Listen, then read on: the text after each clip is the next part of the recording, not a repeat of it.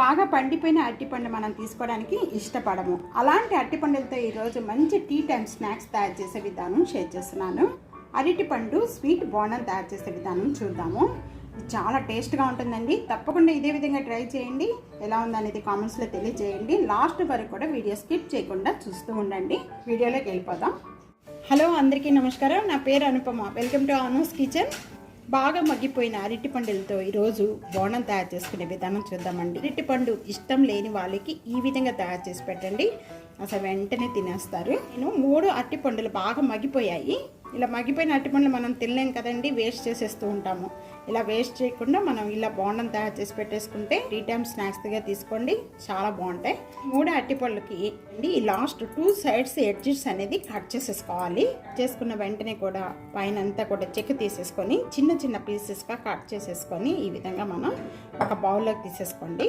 ఈ మొత్తం కూడా కట్ చేసినవన్నీ కూడా ఈ విధంగా మీరు కలుపుకుంటారు. అదే ఒక పెద్ద బౌల్లో తీసుకోండి. 1 pinch సాల్ట్ యాడ్ చేస్తున్నాను. స్వీట్లో సాల్ట్ యాడ్ చేయడం వల్ల చాలా టేస్ట్ వస్తుంది. చిన్న చిన్న పీసెస్గా కట్ చేసుకున్న జీడిపప్పులు, ఖర్జూరం, ఇక్కడ విత్తనాలు అవన్నీ ఏమీ లేకుండా ఉన్న వాటిని తీసుకొని ఇవి కూడా యాడ్ చేసేస్తున్నాను. దీనిలో 1 table spoon dry coconut powder. మీరు పచ్చిపు కొబ్బరి కూడా వేసుకోవచ్చండి కావాలి అనుకుంటే కనుక. 3 టేబుల్ స్పూను బెల్లం యాడ్ చేస్తున్నాను. ఇక్కడ నేను బెల్లం అయితే అందరూ తినొచ్చు కదండి, నేను అందుకే బెల్లం యాడ్ చేస్తున్నాను. మీకు కావాలి అనుకుంటే దీని ప్లేస్లో షుగర్ కూడా యాడ్ చేసుకోవచ్చు. యాలకుల పౌడరు, 2 కప్స్ గోధుమ పిండి ఉంటుందండి. మొత్తం కూడా నేను ఇక్కడ ఒక చిన్న బౌల్ తీసుకున్నాను, ఆ బౌల్తో యాడ్ చేస్తున్నాను.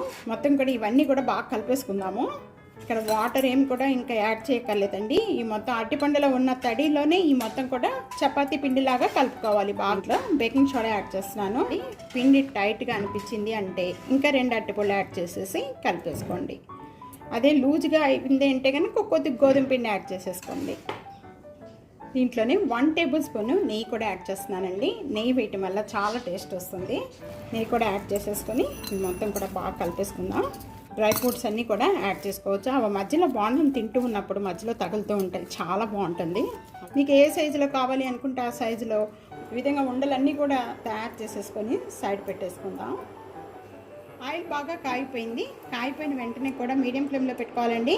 ఈ విధంగా వేసేసుకుందాం. ఒక్కొక్క ఉండలు తయారు చేసుకుని అన్నీ కూడా బాగా ప్యానంలో మనకి ఎన్ని పడతాయో అంతవరకే వేసేసుకొని మీడియం ఫ్లేమ్లో పెట్టేసుకొని ఇవన్నీ మంచి కలర్ వచ్చే వరకు కూడా గోల్డెన్ కలర్ వచ్చే వరకు కలుపుతూ వేయించుకోండి. ఈ విధంగా కలర్ వచ్చిన వెంటనే కూడా మనం స్టీనర్ క్యారెట్లో వేసేసుకుందాము. ఈ హై ఫ్లేమ్లో పెట్టుకోకూడదండి. వేయించుకునేటప్పుడు ఆయిల్ కాగే వరకు హై ఫ్లేమ్లో ఉండాలి.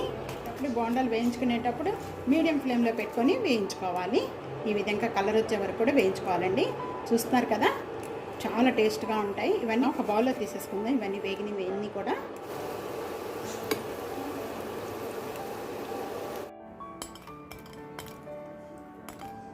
ఎంతో టేస్ట్గా ఉండే మగ్గిన అరటి పండులతో బోండం రెడీ అయిపోయింది. వీటిని తప్పకుండా ట్రై చేయండి. ఇదే విధంగా నా ఛానల్ లైక్ చేయటం మర్చిపోవద్దు. మరెన్నో వీడియోల కోసం మన ఛానల్ని సబ్స్క్రైబ్ చేసుకున్న తర్వాత నోటిఫికేషన్ కోసం ఆల్ బటన్ ప్రెస్ చేయండి. Thank you for watching.